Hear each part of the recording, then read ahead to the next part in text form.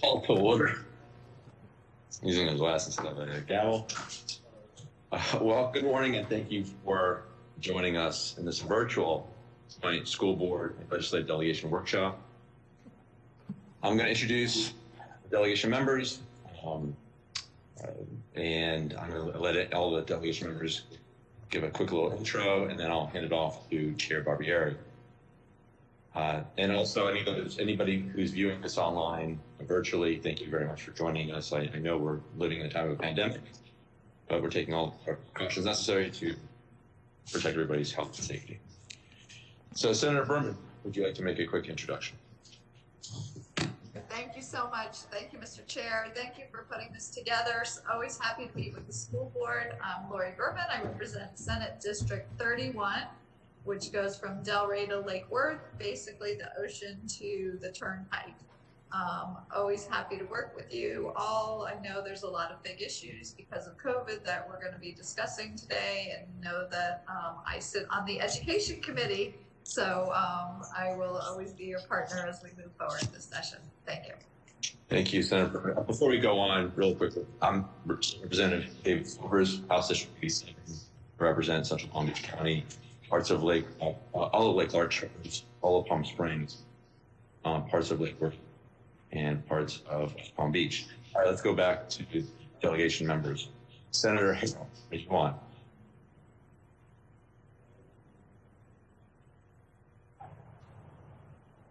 I thought she was on. We'll come back to Senator Harrell if she's able to log in a little bit later. Senator Polsky. Good morning. Go ahead, Senator Harrell. Senator Harrell, are you there? Yes. Go ahead. Yes, I am here. Can you hear me? Yes. Okay, I've had a hard time. Guess this has been a difficult morning getting this whole thing to work. Thank you for getting me in. You're welcome. Would you like to make an introduction? Yes, I'm Senator Gail Harrell, and I represent District 25, which includes Martin and St. Lucie counties, and in Palm Beach County is the northwestern side of Palm Beach County, including Jupiter Farms and the city of Pahokee. And Carrie Lira and Karen Sweeney are my legislative aides, and Darlene Van Riper is my district aide, and I believe Carrie may be listening in. And I'm delighted to be here and hear all the latest update on in legislative agenda. Thank you, Senator Harrell. Senator Polsky. Hi, good morning. I admitted because you all are in the same room in the school board, but there's some serious feedback. So if during the meeting anyone can manage that, that would be great. So I am Tina Polsky. You all know me. It's so nice to see your familiar faces, and welcome to the school board, Member Ayala. So happy to have you there. And to the rest who I know all of you, and it's great to see all of you again. You know I am a big supporter and a big fan, and I sit not only on Education Committee with Senator Berman, but also on Education Appropriations, which will be very important this year. And so I expect to be speaking with many of you throughout session. And I look forward to doing the best I can to help fund public education as best as we can during these very difficult times. So my district is in the Senate is both Broward County and Palm Beach. And in Palm Beach, I have all of Boca, western parts of Delray, Boynton, Lake Worth, Wellington, South Bay, and Belle Glade. So I also have with me on the call my three aides, Alexis Montalvo, JJ Piscaldo, and Daphne Fernandez. So thank you all for meeting with us, and I look forward to hearing the presentation. Thank you. Senator Polsky, thank you. Senator Powell. Hello, everyone, and welcome to the Palm Beach County Legislative Delegation hearing. I am Bobby Powell, Jr., State Senator representing Senate District 30 in Palm Beach County. Senate District 30 starts in the town of Palm Beach, goes all the way over to Royal Palm Beach, Catherine Hall of the city of West Palm Beach, going north until we hit the Martin County line, including Jupiter, Tequesta, Riviera Beach, Lake Park, Maconia Park, and all parts in between. I'm excited that you've joined us this morning. On this call with us this morning from my team is Mr. Christopher Stubbs, Mrs. Diane Andre, and Mrs. Kirsty Miles. The team that is on a GTJD, get the job done. We believe that a life of service is a life that counts, working together. Also, believing that collaboration is greater than competition. Thank you. Thank you, Senator. Representative Casello, Vicky, do you know if he was able to make it on? Representative Casello, are you available?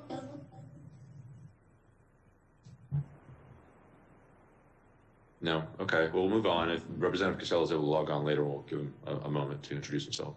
Representative Hardy. Hi, thank you. I am Representative Omari Hardy. I represent District 88 in the Florida House. District 88 goes from South County to North County. It encompasses Delray, Boynton Beach, Lantana, Lake Worth, West Palm Beach, Riviera Beach, Mangonia Park, and Lake Park. It's a pleasure and a privilege to serve.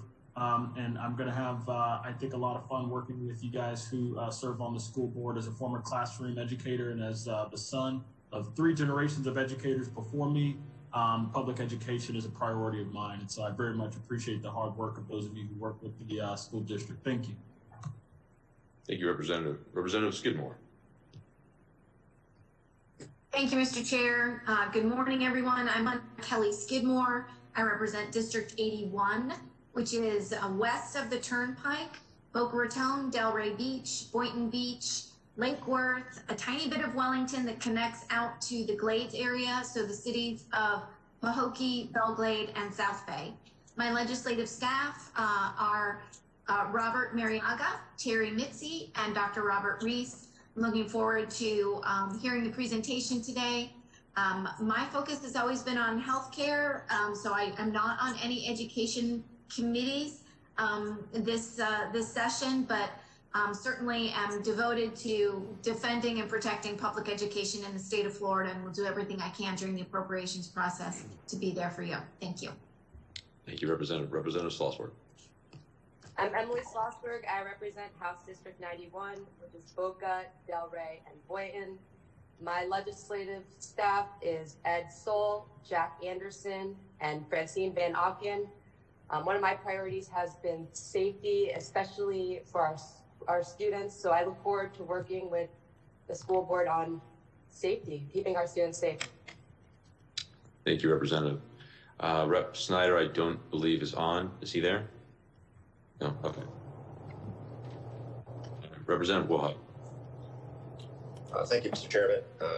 I'm here, although I'm not in the video, which is probably better for everybody anyways. I represent District 86, which is between Wellington and West Palm Beach and along cities in between. 2 kids in school to me. And you know that education. I just came here, which is exciting. Hopefully, it'll be hold on high.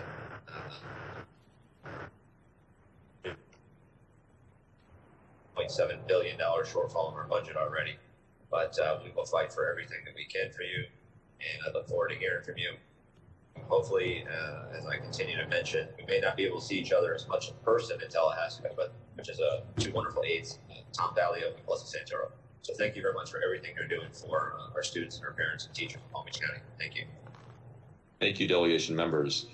And before I hand this off to Chair Barbieri, I just want to take the opportunity to thank everybody for attending today's virtual event. I know we like to be doing this in person, but we're going through some new times now in a pandemic. So I appreciate your patience with all of our technical issues on whichever end it may be coming from. So appreciate your patience with that.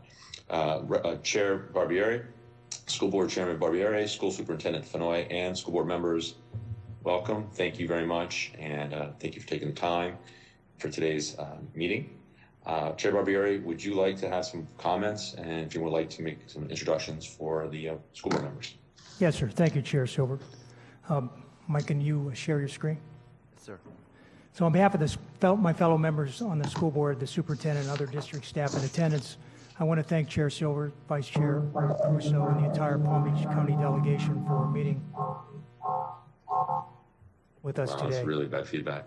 Yeah, hopefully it'll stop here. I'd like to begin with a quick overview of our district. As you may know, the Florida Department of Education recently released graduation rates.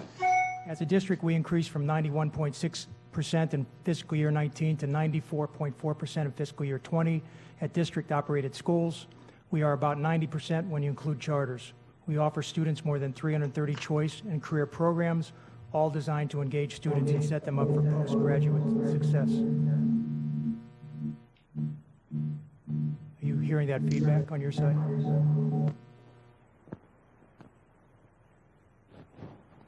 On March 13th of last year, when we closed schools... Mike, I can't hear you because your feedback is really bad. All right, hold for us a minute. We're trying to figure it out. Can you hear us? Mike? Yes, we can hear you.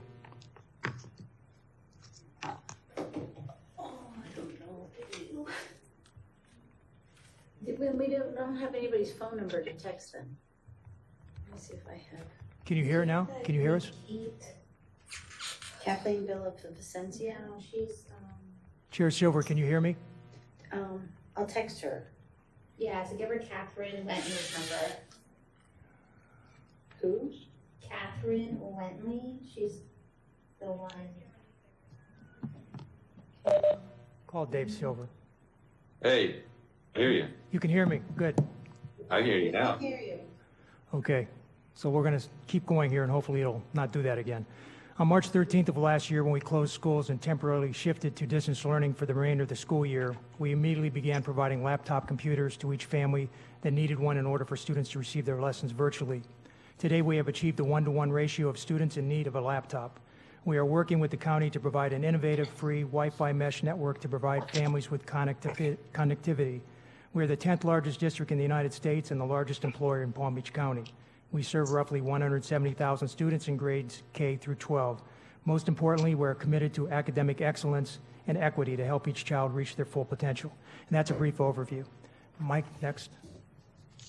To say this has been a difficult year is an understatement. We know many challenges lie ahead during the upcoming legislative session, and your continued partnership is much appreciated as we work together in service of the best outcomes for our kids in Palm Beach County.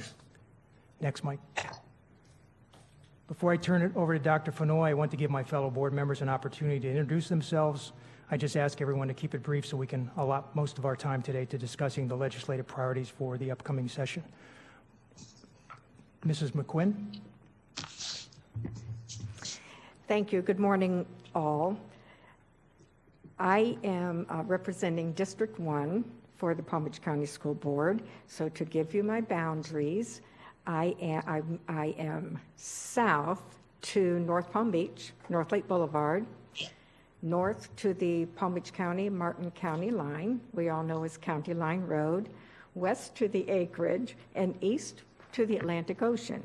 Very quickly, then my municipalities are North Palm Beach Gardens, Juno Beach, Palm Beach Shores, Jupiter Inlet Colony, and Tequesta.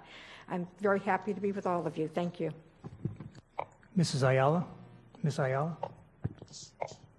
Good morning, delegation. It's great to see all of your faces, and congratulations to the new members of the Legislative Delegation. I look forward to working with all of you. My name is Alexandria Ayala, and I'm proud to represent District 2 on our school board. District 2 encompasses Central Palm Beach County and includes parts of West Palm Beach, Green Acres, Palm Springs, Cloud Lake, Lake Worth Beach, Lake Clark Shores, and Haverhill. Thank you all so much for the opportunity to share our thoughts with you as we head into this legislative session that will be one of the most important of our time. Thank you. Vice Chair Brill. Good morning, everybody. It is my absolute pleasure to represent District 3.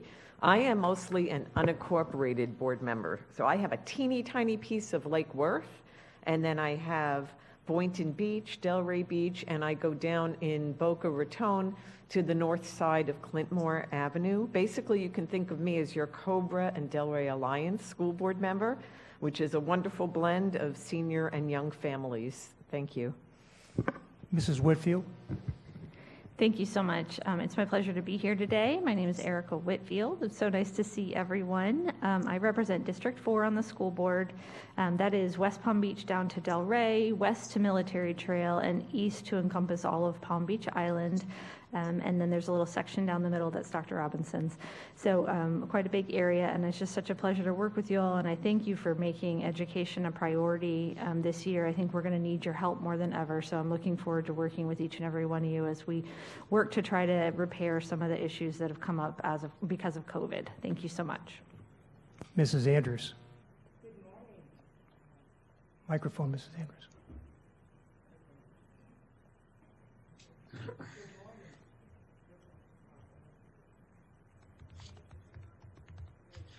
Okay.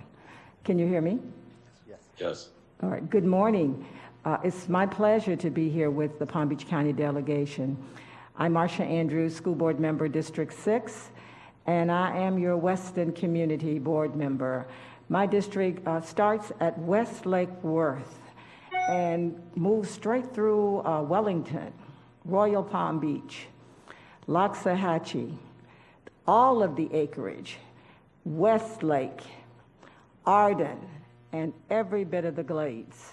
It's my pleasure to have been the board member for over 10 years, and I want to thank the delegation for all of the work you've done for District 6 and the entire school board, and especially your initiatives that you've done over the years for West Tech Educational Center. Thank you.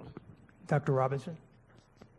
Thank you. Good morning. I'm Dr. Deborah Robinson, proudly representing the children and adults of District 7 for 20 years.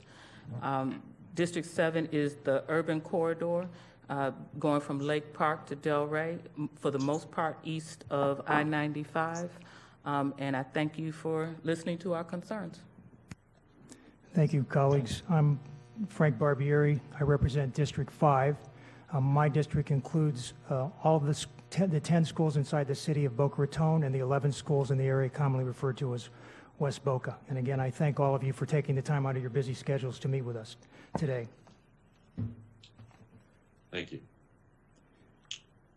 I also want to acknowledge the lobbyists that are working for the school district, Ron LaFace and Megan Fay from Capital City Consulting and Ms. Rita Solnet. They will be working with you up in Tallahassee and here locally to ensure you have everything you need during the legislative session as it relates to the school district of Palm Beach County. Finally, next slide, Mike. Finally, I want to highlight the district's overall legislative platform for the 2021 legislative session. I understand you can't read that, but the superintendent will be covering those shortly. We did have some minor revisions which were approved by the school board yesterday, but district staff will be sure to share the updated documents with you if they haven't already. As a reminder, even though we will be discussing a few top priorities in depth today, the platform will guide the district's overall advocacy efforts during the upcoming legislative session. Next, Mike. Excuse me, Mr. Burke. Back one. In addition to our platform, the school board has adopted issues of continuing concern for 2021. Again, this document was shared with the delegation along with our main platform back in November. We have since added a priority related to seeking FY22 legislative appropriations for projects related to West Technical Education Center, the African American Museum at Historic Roosevelt High, and a community-based post-COVID acceleration plan in partnership with the Urban League of Palm Beach County. On behalf of the school board, we look forward to the discussion with our Palm Beach County delegation today. I will now ask Dr. Fenoy to walk us through the legislative priorities for this year for the delegation. Good morning, Chairman Silvers, Vice Chairman Caruso, delegation, and school board members. Let me first start off by echoing Chairman Barbieri's appreciation for the opportunity to present the school board's legislative priorities for the upcoming 2021 legislative session. For the past several months, I've been able to provide regular updates to the delegation during scheduled calls organized by the wonderful Ms. Nolan. I was also able to connect with many of the delegation members via one-on-one phone calls during the months of November and December to highlight the school board's recently adopted legislative platform. In addition, we share our weekly Friday 5 messages with elected officials to keep them in the know. It's important to me and the school board to keep in regular contact with the delegation. We know you are fighting on behalf of the students and staff of Palm Beach County, and we are committed to getting you the information you need to maximize your advocacy efforts and inform your decision making. I'm happy to start off today's meeting with news that two of our top priorities back in November were heard by the Commissioner of Education. The Florida Department of Education issued Emergency Order 2020-EO07 on December 7, 2020, which addressed our COVID-related legislative priorities concerning FTE and parent choice. On behalf of the school board, I want to thank Commissioner Corcoran and his staff once again for providing us with these assurances for the remainder of the school year. Next slide, please, Mike. Although the legislative platform and issues of continuing concern documents list all of the school board's priorities for 2021, we will use our time with the delegation today to share our most pressing issues we're currently focused on. This includes priorities related to 1, assessing student learning in light of COVID-19, and 2, addressing the base student allocation and required local effort. We know school closures, Mike, Mr. Burke, the next slide, please. We know the school closures back in March of last year had a profound impact to student learning. The situation remained fluid when the current school year started back in August. Although all students began the year in distance learning, brick and mortar campuses did reopen in mid-September as per direction we received from the Florida Department of Education. Public education continues to face COVID-19 related challenges on a daily basis. And we know the situation extends far beyond our local community of Palm Beach County. School districts across the nation are still trying to adjust to this new normal. And with every COVID spike, many parents remain understandably reluctant to send their children back to brick and mortar. Approximately 43% of our student population opted for face-to-face learning in our most recent Make Your Choice window for parents and guardians. Due to the uncertain impact COVID-19 may have on student achievement this school year, we are asking the legislature to refrain from using FSA and EOC exams as high-stakes tests. We understand that the exams must and should be given to students to assist with progress monitoring efforts, but the added pressure of tying scores to promotion and retention decisions, in addition to teacher evaluations, puts a heavy burden on our students and school-based staff. We are also asking the legislature to consider the use of alternative assessment options, particularly for those students whose parents do not want them to returning to school campuses due to COVID-related concerns. Right now, parents who have opted to keep their children in distance learning must physically bring them back to brick and mortar campuses for testing purposes. Again, our legislative platform outlines several more priorities for the upcoming session. However, with the end of the school year quickly approaching, assessments are definitely top of mind. We would like to use the remainder of our time today to discuss priorities related to K-12 education funding. At this time, I turn over our presentation to our CFO, Mike Burke, to speak finance-related legislative priorities. Thank you. Thank you, and good morning. Appreciate this time today. And I also want to echo the sentiment that we appreciate our local delegation. Things don't always go our way in Tallahassee, but we know you guys are there supporting us, and it's greatly appreciated. As Dr. Fenoy mentioned, Governor DeSantis and Commissioner Corcoran really held true to their word to protect education this school year, and we're hoping that will continue. We recognize that the legislature has a difficult challenge ahead of them based on the state revenue forecast. It looks like you're short about $3.3 billion over the next 2 years, and as much as $2.75 billion of that in the upcoming FY22 budget year. And while the challenge is great, we just have to reiterate that we must continue to try to prioritize education. The challenges we're facing as a school district have never been greater, and funding is a key piece of that.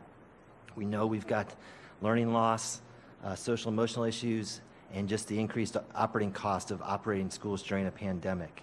I'm going to get more into that. Dr. Fenoy really covered this. Those executive orders were key to this school year and really allowed us to run our schools. Had we not been held harmless on our enrollment, we are down about 7,300 students that were actively trying to re-engage and get back into school. But that normally would have cost us about $60 million and would be devastating to the current year budget. So can't say enough about those executive orders. They really went a long way to protect us. COVID, operating our schools during COVID is extremely expensive. We received our first round of federal stimulus dollars, the ESSER dollars, and we will spend above and beyond that allocation. We had about $35 million in total that stayed with our district schools, and our costs just related to PPE and keeping schools clean and providing gloves to our employees, face masks, enhanced cleanings, all the things we're doing, changing the air filters and air conditioners. It's a long list, and I won't read through it, but we expect to spend $45 million. So we're actually going to spend about $10 million more this school year than we received. And what's not even included in that is our push to get computers in every student's hands. We went to a 1-to-1 device ratio this year. We expedited that in our capital budget program and spent $25 million to purchase about 80,000 computers. And we worked quickly to get that done. There was a great demand for computers across the globe, and we were able to accomplish that in relatively quick order by being proactive. Other costs related to COVID, and you're probably hearing this, but school food service programs across the country are being decimated. Those programs are dependent on the number of meals they serve and the federal reimbursement that comes along with that, and the revenue if students are purchasing their lunch. But our revenues are down about 50% this year, and that's roughly $40 million. So the money adds up quick. And we have a great food service team. They are working harder than ever to try to meet the needs of our families. They're providing grab-and-go meals. They're giving kids meals at the end of the week for the weekend, and over Thanksgiving and winter break, they sent meals home with the students. So they're doing everything they can to get the meal service up, but with a good portion of kids still learning from home, it's just not possible to get to our normal numbers. Our after-school care program, which is important to the community and our employees as well that need child care for their kids, that's a fee-based program, and what's happening is the numbers are down, and we need to keep those programs running, and we've lost the economies of scale, and that program is hemorrhaging money as well. And then unemployment costs, this was kind of surprising because we've worked very hard not to lay off any full-time employees, but we're seeing a spike in our unemployment cost, and we're working with the state to try to sort through that because we're contesting some of those claims that we don't feel were legitimate. But anyway, you're seeing that across the state as well. The recent good news with the recent passage of the additional round of stimulus funds for schools, it was a big package, but it was certainly welcome news, but I want to be careful not to let people walk away with the impression that this solves everything. Palm Beach County is going to get a nice chunk of these monies, about $156 million is our latest best estimate, but we've got to make those funds last for 2 years likely. They've got to get us through FY 22 and 23, and we have a staggering learning loss that must be addressed, and there's requirements that come along with these funds. So we've got to really work hard to try to catch the students back up and make up for this almost like a lost year. So there's going to be a lot of demands on these monies, and there's also states that receive these monies are under requirements to maintain their funding level for elementary, secondary, and higher education, and they're going to look at what the state did in FY 17, 18, and 19 to gauge that. So it's important that the state resist the temptation to try to use this money to fill a hole, help fill some of that $2.7 billion hole you're dealing with, because you could jeopardize the eligibility of these funds. And we have a lot of work to do to meet the needs of our kids. So these monies are badly needed, and it's not just a question of getting our schools back to normal. We have to get back to normal and then go, 20 extra yards or more to try to catch the students back up and be reactive to their social emotional needs as well. So we do have our priorities. We would like you guys to do your best to try to increase the base student allocation by $100 for the upcoming year. It looks like the FRS, this past year, the FRS rates the employers pay went up significantly. That cost us about $15.5 billion, or close to $16 billion. That's expected to occur again for the upcoming year. And it takes a $75 increase to the BSA just to cover that rising cost of the FRS.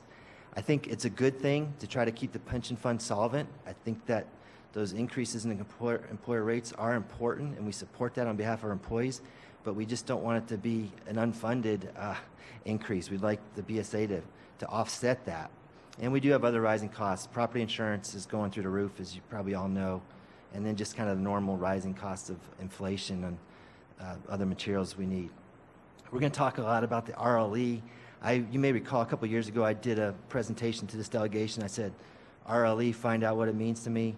And it's still critically important, so I want to get into that. And then the teacher salary, that was great. The governor and the legislature did $500 million you guys provided to increase teachers' starting salaries, and we've done that. We've reached an agreement with our union.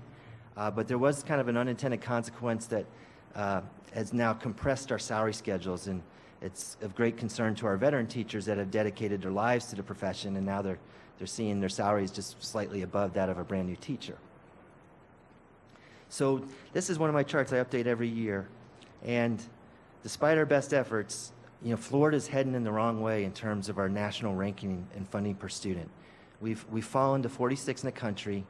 That's down from 36 in the country in 2007. And this RLE thing I'm going to talk about is important because that's a piece of that.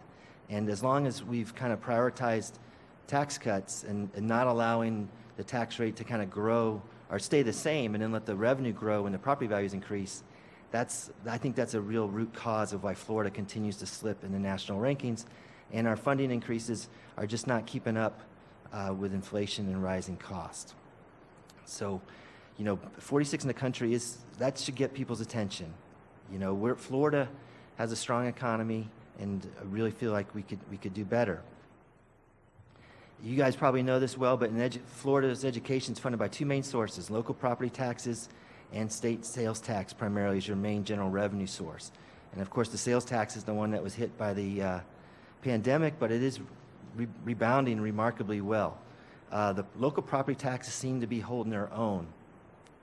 There's some concern about commercial property, but in the short term, while we expect the growth probably won't be like we've seen in years, Palm Beach has been growing to about 5% a year. That could slip maybe down to 1.5% or 2%. We're not sure at this point. But the residential market's really holding its own. It's the commercial property that's the bigger concern. So the RLE it's really a cornerstone of the FEFP funding formula. And back in 2016, basically under then House Speaker Corcoran's leadership, we started this practice of rolling back the RLE to the rollback rate, so that basically when property values went up across the state, the tax rate was reduced, so you bring in the same amount of money each year. You don't really benefit from that growth that a city or a county government would. If they maintain their tax rate and they see increased property values, that typically gives them some more revenue to work with. Education was kind of held back from allowing that to occur. And as a result, we're seeing a greater dependence on state revenue to support education.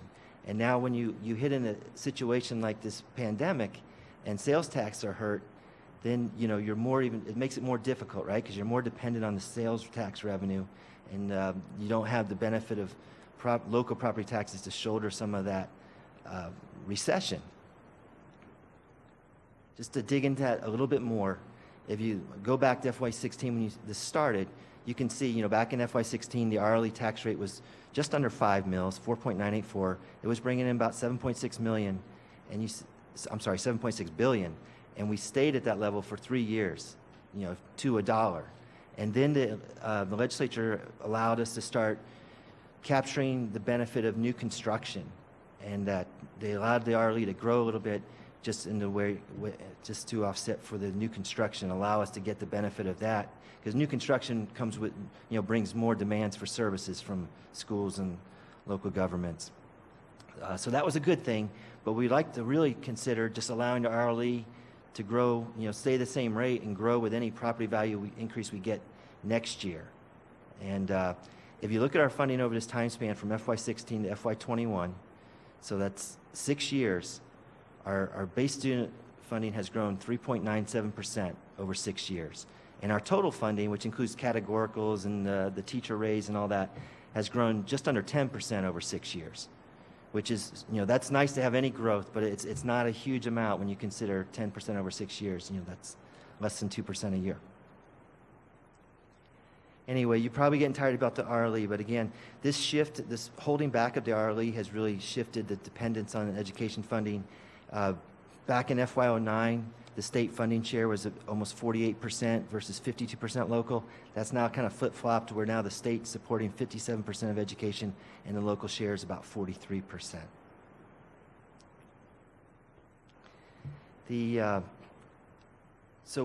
Just a few more things to consider. We don't roll back the sales tax when the prices of goods or services go up.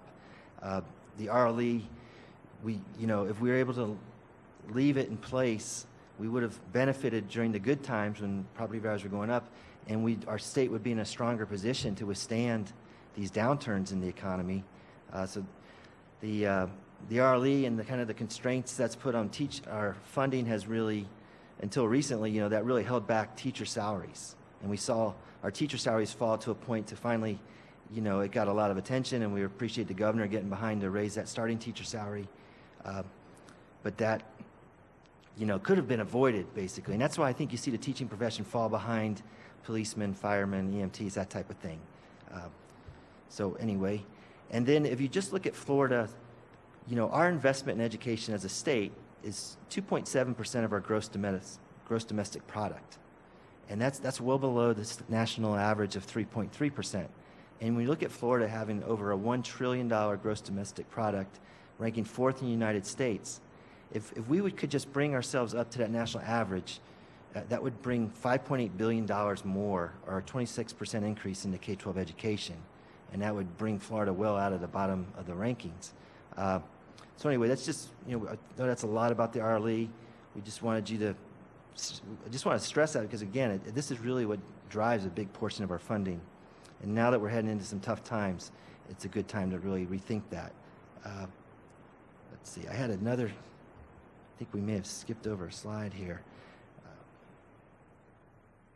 All right, so we talked about teacher salaries at the start, and I want to just kind of illustrate what I mean by salary compression. So this table shows you kind of pre and post House Bill 641 and the $500 million that went out to help starting teacher salaries, and it did provide 20% of that money did go to veterans, and we supplemented a little bit out with local money this year to get our veterans a 3.5% raise. But we were able, because of that legislation, we raised our starting salary from $41,000 a year to $47,500. So that's wonderful. That's almost a 16% increase for our newer teachers. The downside of that is when you look at our teachers, and say from 5 to 9 years, they are making just under about $47,000 before House Bill 641. And at that point, they were about $5,900 above the starting salary, or 14%. And now, with the implementation of House Bill 641, their salaries have gone up a little bit. They're up to $49,138 on average, but they're only $1,638 now above the starting salary, or 3%. And then in the 10-plus year category, you can see where the 10-plus teachers used to be 41% above the starting salary, that's fallen to 26%. So the teachers kind of are, in the later years there, are feeling a little unappreciated.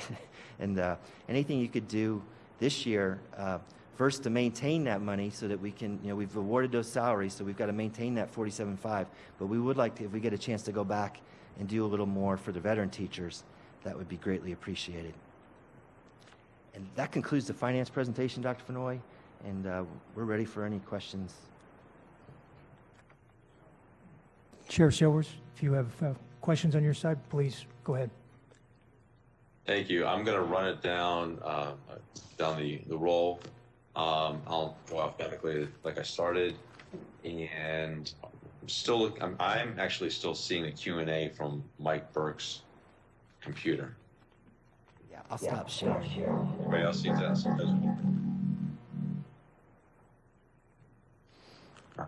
Okay.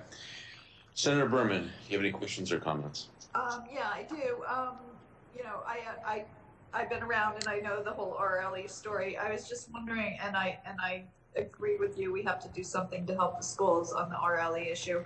Is there what is the feeling that you're hearing about this year? Has leadership said one way or another what they want to do about RLE? No, I haven't heard anything this year, but it's been pretty consistent for the past, 5 or 6 years that was kind of a non-starter, and that the RLE would continue to be rolled back, except for the value of new construction. But we're hopeful that maybe that decision will be revisited in light of the budget challenges the state is facing. Right. Yeah. No, I just wondered if there had been any, discussion either way, if we had any hints about which way we were going. But okay, we'll continue. Going to continue to work and try and support you on that. Thank you. Thank you, Senator Berman. Senator Harrell.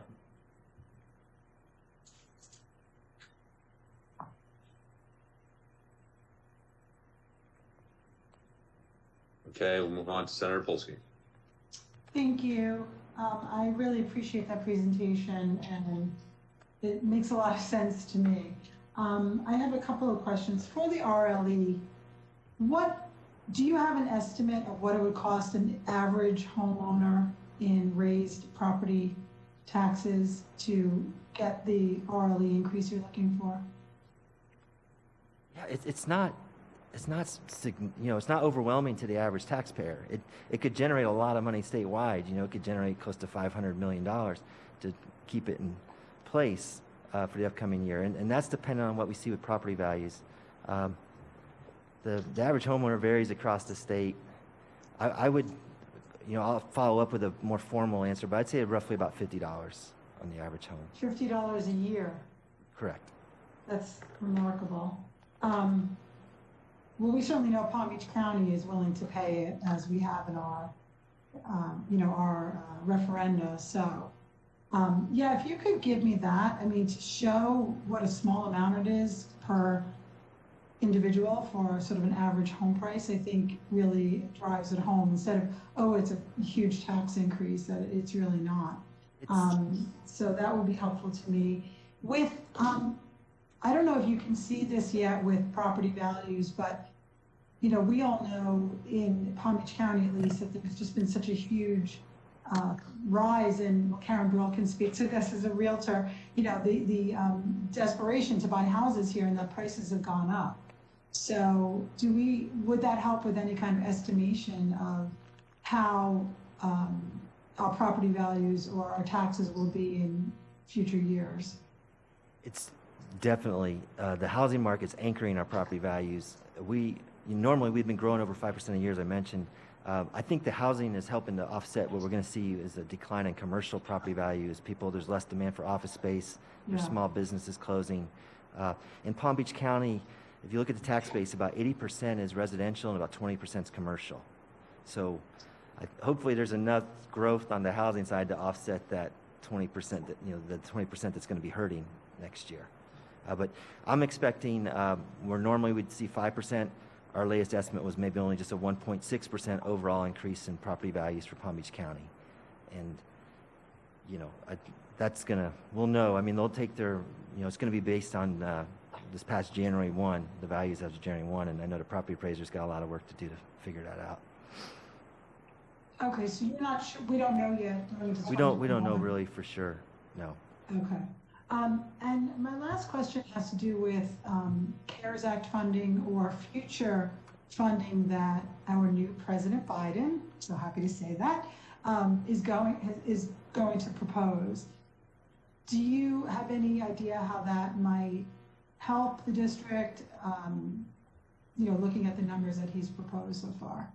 Sure. So the first round of stimulus that we received back in March or April, nationwide, it was $13.5 billion. And at that point, the Council of Great State Schools, which is a great organization that represents 75 of the largest districts across this country, they did an estimate, and they said, really, if you really want to try to help education, you need about $200 billion. And, if you go back to the Great Recession, when we had the ARA funds, which was the American Reinvestment Recovery Act, that provided about $100 billion for education. So that first round of stimulus really wasn't expected to go too far. And then we got the second round provided about 52 or 53 billion. It basically provided about 4 times more than the first round. So that's great. That's going to go a long way. But it's still falling short, even in aggregate. When you add those together, you're less than what was provided during ERA, and you're still considerably less than the estimate of the 200 billion that would be needed nationwide. Those monies do come with requirements, and there's going to be a lot potential uses for those funds. And President Biden has, I've seen, he's got a proposal that's going to be released soon, I guess, and it would provide more money for K-12 education. I believe it provides another $130 billion potentially to K-12 education. Okay, well, I look forward to continuing to speak to you. I'm sure I will for the committee. So thank you so much for all that, and to all of you, and see you all soon, I hope. Thank you. Thank you very much. Senator Powell. Thank you, Chair Silvers. A couple things. One, I want to talk about this investment. We talked about a $5.8 billion or 26% increase in K through 12 education would be needed to bring our state to the median of a 3.3% investment. Where would that put us at on the scale in terms of we are now 46 nationally in rankings of education funding? Where would that bring us to? That should put us right in the middle, around 25, 25, 26 in the country, something like that. It'd move us about 20 slots in the rankings, hopefully About get us in 20 the top slots in the 25. Okay. The other question, and I know we talked about a lot of the funding being specifically garnered for a lot of these tax cuts that we do here in the state of Florida, which, even after this pandemic, I think, we're going to go to Tallahassee and probably come up with some kind of tax package where, a lot of these funds should be spent to keep us really afloat in terms of public education and a number of other things. What do you see as something that, other than us continuing to advocate for additional funding, other ways that we could help the system, being that we're in the midst of COVID-19? In addition to that, I got another issue, but what other ways could we as a delegation help? Another outside of revenue and more money and trying to find new revenue streams like, online, taxing online internet sales, or if you can work a deal out with the Seminole Gaming Pact or whatever. But instructionally, the superintendent laid out some things.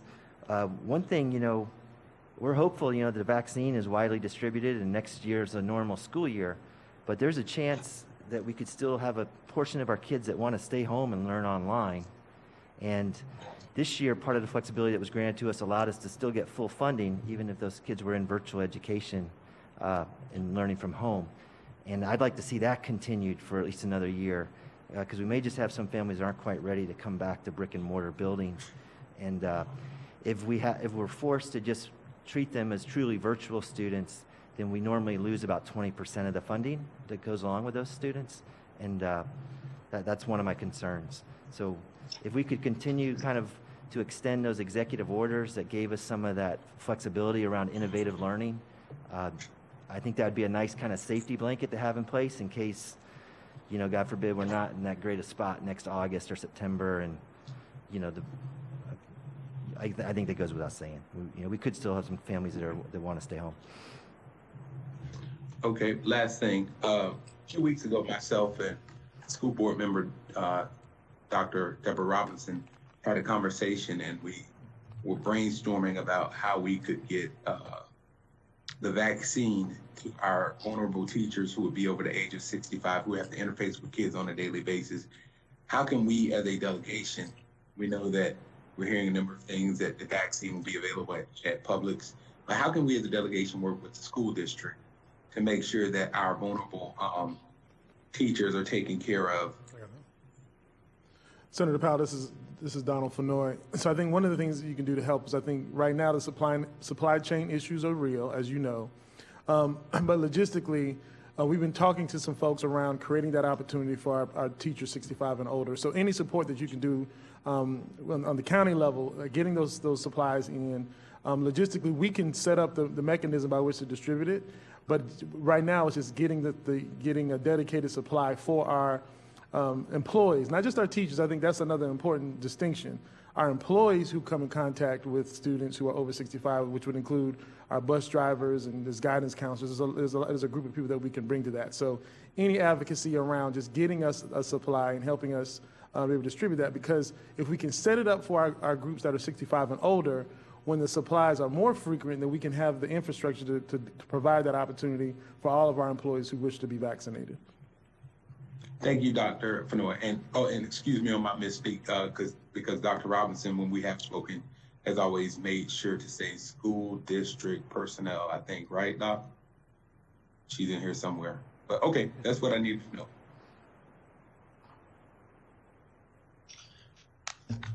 We good? Senator? We are good. All right, thank you. Yes, sir. Representative Hardy. Representative Hardy. Yes. First off, I want to thank Mike Burke for the presentation that he gave. Mr. Burke, I first met you several years ago at a meeting with the Coalition of Black Student Achievement, and you gave a presentation pretty much expressing the same things that you're expressing right now, which is that the legislature is not doing right by our kids, by our school district employees, by folks who believe in public education here in the state of Florida. And, you know, I would go up there and use that argument that you mentioned about, you know, how we don't roll back the sales tax rate when the price of goods go up there. But, you know, the fact of the matter is I don't want to give bad actors any bright ideas. So, you know, I think we'll all do our best to advocate for equitable funding of public education. And it's just unfortunate that we're going to have to go up there and fight for it the way that we do. So I appreciate that. I appreciate the work that Senator Powell and Dr. Robinson, you know, are doing to try to make sure that school district employees who have been forced back into our school centers can have access to the vaccine. I think that's extremely important. And looking forward to working with you guys to get things done for our kids. Thank you. Thank you, Representative Hardy. Representative Skidmore. Thank you, Mr. Chair. I'm not sure who exactly to direct my question to. Could be Dr. Fenoy or possibly the lobbyists that you have on contract with. But can you explain to me just very basically what your strategy will be for ending the rollback of the required local effort? And I ask that so that I know how I might be able to help support you in that, but I don't know exactly what your process is for making that happen, other than it being mentioned that you think because of the budget crisis that we're in, that it might be easier to get past this year. So what are those efforts, and is there anything that we can do to help support them specifically? I'll take a shot at that. You know, I think we're first trying to just raise awareness. You know, tax cuts sound great. You know, everybody likes tax cuts, and this is kind of like a under the radar tax cut. When you roll the RLE back each year to the rollback rate, technically, if you're just bringing in the same amount of money as the year before, that's not a tax increase, and some will argue that's not even a tax decrease. That's just going back to the rollback rate, and you're staying at the status quo. And we're just trying to inform people that that's not really how it works in other government agencies. You know, and I'm a big fan of the county, but they have their county commission has the authority to set their millage rate. So if they want to maintain their millage rate, and they've kept a constant millage rate, you know, just under, I think it's like 4.8 mils approximately or so, but they've been steady with that millage rate. And what that allows is, if property values go up 5%, they've got a little money more to work with to meet the needs of their constituents. So if the sheriff has a budget request that's critical, they've got money to work with to address it. School districts have been kind of hamstrung from that. And what you've seen as a result is many school districts have gone to the voters and passed local referendums. And you've got over a third of the districts in the state now that have gone that route. But that's a little dicey, because then, you know, you've got to go back to the voters every 4 years to maintain that revenue stream. And should you lose it, you've become heavily dependent on it. I mean, we've got that money paying for over 750 teachers and half our police force and our mental health workers. So that really shouldn't be necessary. And I think, you know, I would just try to raise the awareness that this is when the state and the legislature is looking at their budget choices and they're trying to deal with this shortfall, that they say, look, we need to first try to see if there's any way we can bring in more revenue. And this is a tool to allow that has a relatively, you know, it's not a huge impact on the taxpayers. It's you know, so. Mike, I can chime in if you don't mind. Help me out. No, you're doing a great job. But our wonderful lobbyist in Tallahassee from Capital City, Capital Consulting, Ron LaFace, is on. So if Ron, if you want to add anything to what Mike presented, the floor is yours. Thank you, Dr. Sure. No, I appreciate that. I appreciate that, Dr. Fenoy, and Mike, you did a great answer, because it is really at this point around awareness. What we are doing, and kind of the strategy that we've been working on for really about 2 or 3 months now, is really tying the RLE increase to the increase in the Florida retirement system costs. Because as Mike mentioned earlier, the Florida retirement system does need to have these costs in order to maintain its well-funded status. But that cost is about $75 per student. So we need at least $75 per student just to not be in a budget hole because of the FRS costs. And really, the FRS costs are about as low as the state can do in order to keep the bond and rating agencies happy with the pension fund. So we're going to have this $75 FRS increase, and then we begin to talk about taking the full value of the RLE and not rolling it back. And that's the only way that the state in this situation has the ability to offset this cost that it's giving to school districts. So that's really the strategy. And the conversations we've had thus far, there's a lot more receptiveness to this in Senate leadership. So I do think that we'll probably see some movement on the RLE. On the Senate side, the House side is still continuing the same, at least their opening position is going to be to continue the same policy of just taking advantage of new construction, but rolling back the remainder of the RLE. And it's going to end up being a budget conference issue, I believe. And so, the more that you can educate members of your caucus and of your chamber, that's what we need. And Megan and I will certainly be right there for you, and we can make presentations to the caucuses or meet with members is the plan that we have to just raise awareness so that everybody understands the RLE helps offset legitimate costs that districts have, particularly around the Florida retirement system. Thank you so much, Mr. LaFace. I appreciate the explanation. Look forward to doing what I can to help get the word out. Thank you. Thank you, Mr. Chair. Thank you. Representative Schlossberg.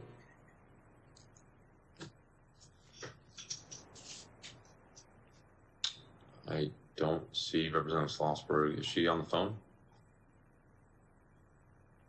May have lost Representative Schlossberg. We're going to go to Representative Wilhite. Thank you, Mr. Chairman. Can you hear me? We can hear you. And you're yes, thank you. Thank you. And thank you to all the school board members for the work that you continue to do. I just had a couple of questions, obviously dealing with, one, if you could answer for how your school safety is going and working with the officers, obviously, with everything throughout this pandemic. Secondly, if you could talk a little bit about maybe how you're utilizing the additional sales tax that Palm Beach County agreed and approved. Whether you're using that on capital projects, or maybe the COVID products, you're using it partially in part for that. And I guess that's it for the moment. I did have one more question. I'll think about it in a minute if you could answer those two. Well, Representative Wilhite, I'll start with the sales tax question. This is Mike Burke, CFO. We went to the voters. We had a long list of projects back in 2016, and if the voters approved that sales tax along with the county and our city partners, we made the promise. We had a long list of projects, and we're sticking to that list. So we're working through the bulk of that money. The school district's going to receive about $1.3 billion over 10 years, and about $1 billion of that's going to address deferred maintenance. These are projects like roofs, HVAC systems, security projects for the school campuses, single point of entry. But we had enumerated everything we were going to do with those monies before it was passed, so it's really just a question of sticking to that plan. And the sales tax was really necessary because we lost 25% of our local taxing authority for capital projects during the Great Recession. We used to be able to levy 2 mills for capital projects, and in 2008, 2009, that got reduced down to 1.5 mills. So that's what we were hoping that was a temporary thing during the recession, but it's been left in place ever since. And that's by the time we got to 2016, we had accumulated this large backlog of maintenance projects that we were not able to fund because we lost so much revenue. And that was really the impetus for that referendum in partnership with the county. So that's going very well. And even with the pandemic and the dip in sales tax revenues, our collections are still on pace. So we're very pleased with that. The one challenge we have is the cost of construction keeps going up, and so we're working to just try to overcome some of those challenges.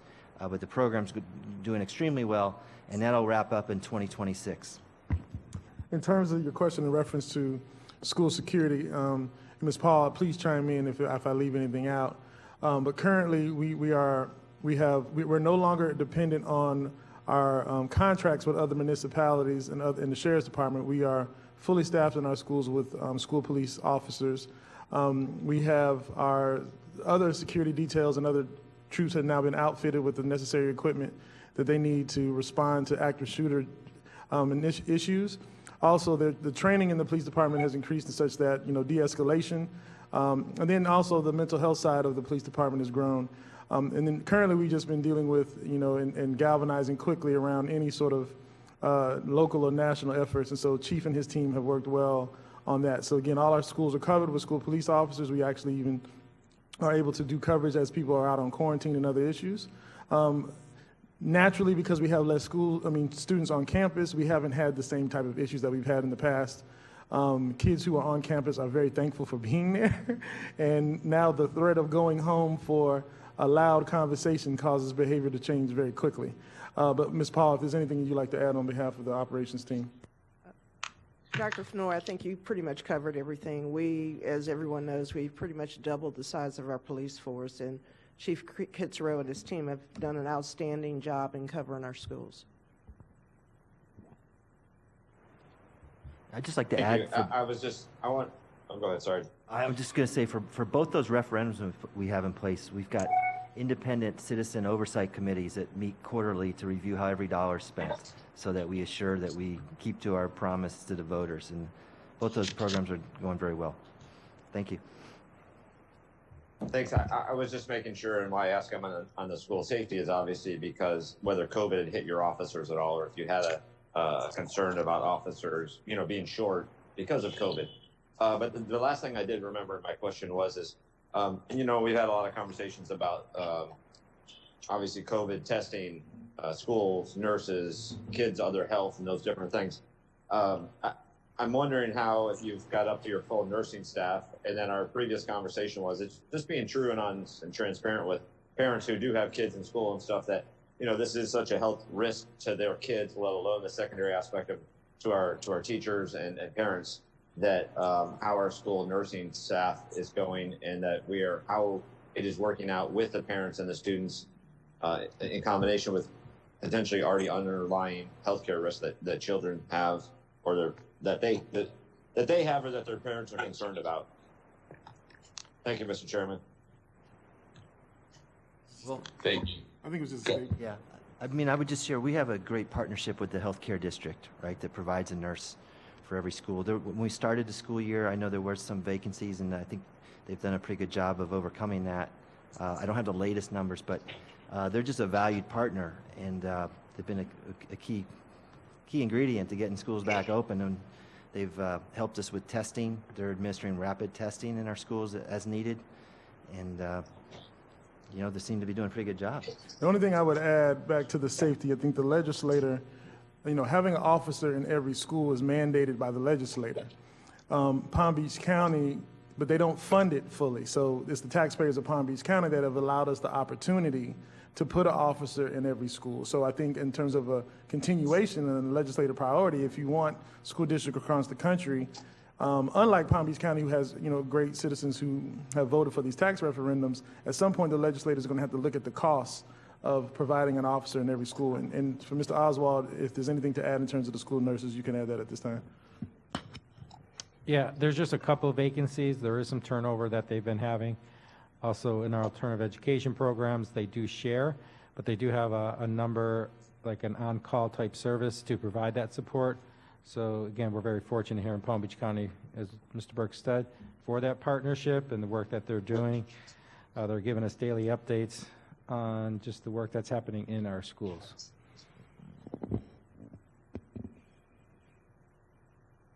Okay, thank you very much for that, all the explanations, the presentations, and taking the time to answer the questions and concerns of the delegation members.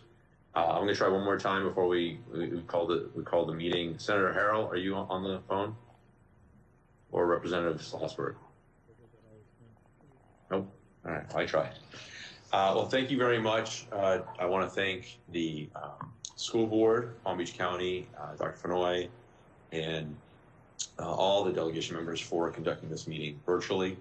I know we'd rather be doing this in person, but obviously for public safety reasons, I thought it would be smart to have this virtually. So thank you very much. And we look forward to fighting for Palm Beach County and the school board. Oh, I'm sorry, Senator Polsky, do you have a question? I do, if you don't mind. Thank you, Chair. This is a little unrelated to our topic, so I waited till the end. Can you just give me an update on the school calendar for 2021, 2022? What your thoughts are, please? Start date specifically. Yes, ma'am. As of right now, the recommendation that I've made to the board is for August 10th start date. The board decided last night they wanted to postpone that. They had a few more questions, and we will bring that recommendation back in February. Okay, thank you. Any other questions or comments? Okay. Well, thank you very much for attending virtually. Oh. Chair Silver, I have at least a couple board members here that'd like to ask if we have any time left. Could I make a few comments?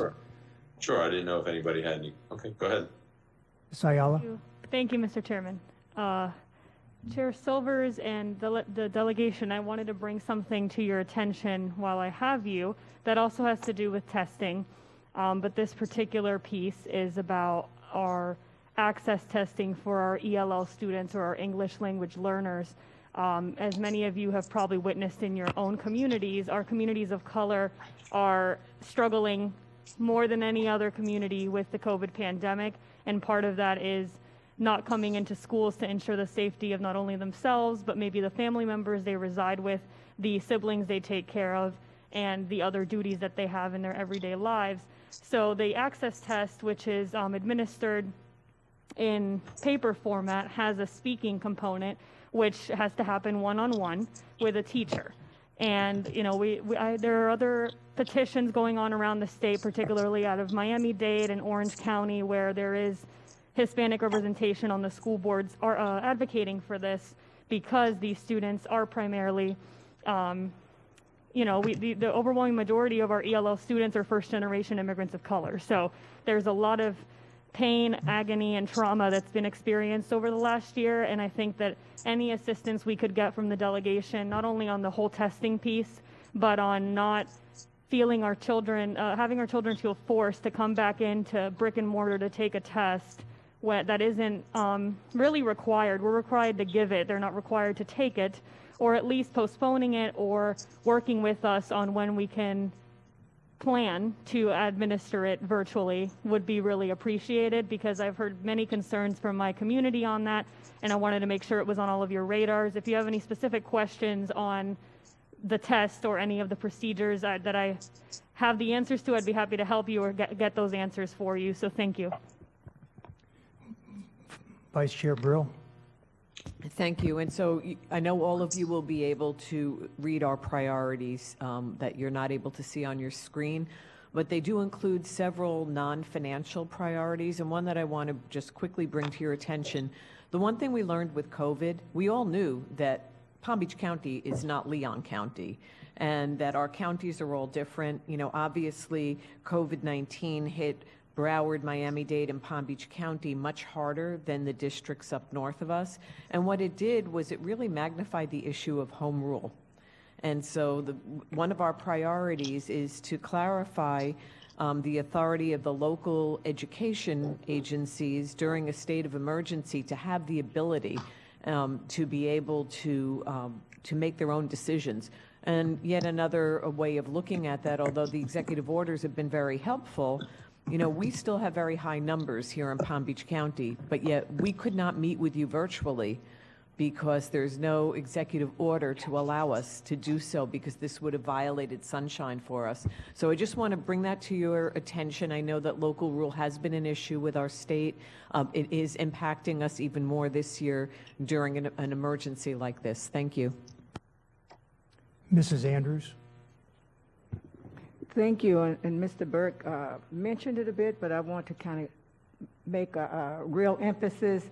The monies that's coming down from the federal government, it's really truly important that it's not magnified at the state level to be used on other things, because this learning gap that we have, this unfinished learning, it's going to take about 2 years for us to just try to get back to the level with our students as to where they were before the pandemic. We're going to have to be thinking about extended summer schools, extended days, weekends, tutoring, just so many things that will have to be different. That's not a part of the normal budget that we receive from the state of Florida. And so, yes, I'm hoping that we are going to get the additional money from the federal government. But the monies that we're getting, it has to be really looked at. I mean, to say you got this pile of money and you got 2 years, and then the state says, we want to use it for something else because you haven't used it yet. It's going to take some time to assess where our children are and all of their individual needs. More manpower, more everything, more curriculum tools, more time using the buildings in a different way. It's going to be 2 years of making it work to get our children back to where they were before this loss. And so when we begin to talk to you over and over again, we'd like to let you see our plans that we'll develop here in Palm Beach County with the money attached to it, to let you know if we're going to bring our kids back out of this pandemic to success, we need your support, and you've always been there for us, so we thank you. Mrs. Whitfield? Thank you. I'd like to echo Ms. Brill's comments on home rule. I think that's something that we really need to see here in Palm Beach County as we go forward in this crisis. Just the ability to make decisions is huge. So I thank you for considering that. But one thing I think that we really do need to put an emphasis on right now is our voluntary pre-K programs and how we really help our children to be set up for success. The opportunities to really focus on that, I think with the new federal administration, are going to be big. They understand the needs. So hopefully we can start using that pressure from both sides to help the state to realize the priorities that need to be there for our students so that they can be ready when they come into our kindergarten school classrooms, ready to learn, ready to already understanding the basics of reading and numbers. So if you can think about how we really prioritize those children, that would be a wonderful thing. It's on our priority list, and I really think that we can make some movement on that this year. Thank you so much, and thank you for everything you guys do for us in Tallahassee. We really appreciate it. Chair Silver, I just have one more comment from our side I'd like to make. It's been mentioned about the home rule. One of the issues that we have is our Construction Oversight Review Committee oversees its 14 independent citizens that are independent from the school district. They oversee the construction projects that the district engages in, and they oversee hundreds of millions of dollars worth of projects each year. They've not been able to meet for 3 months because some of those members that are very instrumental in making sure that everything is done exactly the way it should be done are in their 70s and 80s, and they're afraid to come into the room with 14 people and the public that are allowed to come to those meetings. We've asked through our lobbyists to get to the governor and ask for him to extend the executive order that would allow them to meet virtually, and we've been told no. So whatever you can do, we're trying to figure out ways to meet quorum requirements so we can have these very necessary committees meet on our, to make sure the school board and the school district is spending money wisely. But we're not able to do that because they're not allowed to meet at all unless they have all the board members present, all the committee members in the room. So whatever you can do to help us with that issue would be greatly appreciated. Okay, thank you. Thank you for voicing your concerns on that, and we'll take it up with, in Tallahassee. Take it up with the governor's office. I see Representative Skidmore did have a question for School Board Member Ayala. Yes, thank you, Mr. Chair. I just wanted to clarify that you're saying in terms of the assessment that one-on-one actually is being interpreted as face-to-face and one-on-one cannot be one-on-one virtually. Is that correct? None of the tests can be taken virtually at this time. All students are coming back in for testing. Okay, understood. Thank you. I just wanted that clarification. Thank you. Appreciate it. Thank you, Representative Skidmore. I see that Representative Schlossberg is back. And we lost her, but I see you're back again. Can you hear us, Representative Salzberg? Yes, yeah, my internet had frozen out. Thank you, Chair. I just want to talk a little bit about student safety as it relates to traffic. A few years back, I want to say thank you to School Board Member Brill. We passed that 1-800 How's My Driving on the back of school buses. That was an idea brought to us from a member of the Cobra communities. So thank you for that. Last session, or 2 sessions ago, we passed hands-free in our school zones, which, you know, everywhere else you can't text and drive, but in our school zones it's hands-free. This last session, we passed legislation that would double fines for overtaking a school bus. We've had some serious issues. The Department of Education has reported over 10,000 drivers overtaking school buses when students are getting off and the long arm is out. This coming session, Senator Berman and I are filing legislation that would allow school districts to opt in and have school cameras that could capture these drivers overtaking our students. This is incredibly important for the safety of our students, our vulnerable students getting on and off the school bus. I look forward to working with the school board members on these issues. Chair Silver, we have one more board member over here who would like to make a comment. Mrs. McQuinn. Go ahead. Just to quickly clarify, under our platform dealing with addressing the effects of COVID-19 and following up with the previous comments from my colleagues about the in-school testing, put in layman's terms, we have, over half of our kids virtual right now who have not been in a school center, brick and mortar, this year, since March.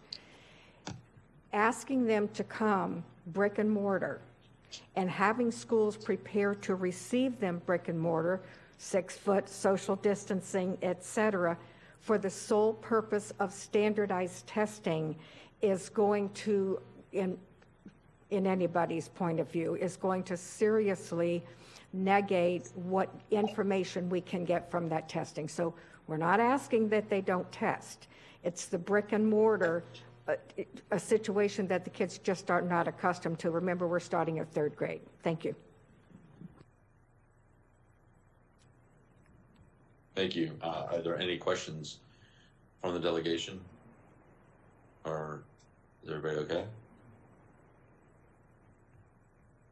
Okay. Well, thank you very much for attending today's virtual event, virtual meeting. Again, we had some technical issues, but it looks like we were able to make it through okay. Everybody stay safe, and we look forward to working for you up in Tallahassee and with you down here. So thank you so much. If nothing further for this delegation, Senator Berman moves we adjourn.